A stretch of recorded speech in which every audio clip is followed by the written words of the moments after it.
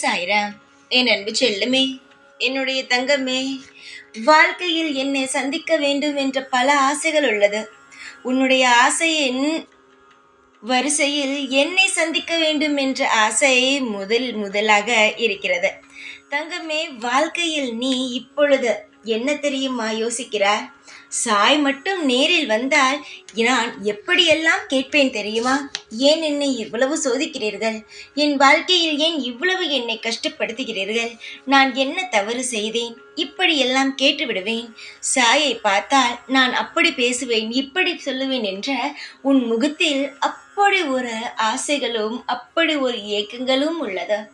தங்கமே, நான் நேரில்தான் வருவேன், அப்படியெல்லாம் அல்ல, ஏதோ ஒரு ரூபத்தில் கூட நான் உனக்கு வருவேன். ஏன், ஈ, கொசு, ஆடு, மாடு, நாய் இது போன்ற மனிதர்களின் வேறொரு ரூபத்தில் கூட நான் வருவேன். உன்னை சந்திக்க நான் இன்று வரப்போகிறேன். உன்னுடைய வீட்டு வாசலில் நான் வந்து இன்று நிற்பேன். அதுவும் உணவு கேட்டு நிற்பேன். எனக்கு நீ உணவை தந்துவிட. நான் நேரத்தையும் உன்னிடம் சொல்லிவிட்டேன். நான் இன்றுக்குள் நிச்சயமாகவே உன் வீட்டு வாசலுக்கு வருவேன். அப்பொழுது எனக்கு நீ உன்னால் முடிந்த ஒரு ரொட்டி துண்டாவது, உன்னால் முடிந்த ஏதாவது உணவை எனக்கு நீ போடு. அடுத்தடுத்த நிமிடத்திலிருந்து பார், உன் வாழ்வில் எப்பேற்பட்ட மாற்றங்கள் வருகிறது என்றார். சிலருக்கு நேரங்கள் கைகூடும் பொழுது நல்ல நேரங்கள் ஆரம்பிக்கும். சிலருக்கு பரிகாரங்கள் செய்யும் பொழுது பாவகர்மாக்கள் குறைந்து அதற்கான நல்ல நேரங்கள்ல ஆரம்பிக்கும் அல்லவா? இது உனக்கு சிறு பரிகாரம். எனக்கு உணவு போடு என்று தான் சொல்கிறேன். எனக்கு உணவு தா. உன் வாழ்வில் எப்பேற்பட்ட மாற்றங்கள் எல்லாம் நடக்கிறது என்று பார். உன்னுடைய ஆசைகள் என்னவோ அதை நான் செய்து வைக்கிறேன்.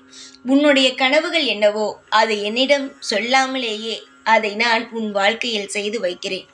பிறரிடம் போய் எந்த ஒரு உதவிக்கும் போய் நிற்காதே என்று பலமுறை சொன்னாலும் நீ கேட்பதல்ல.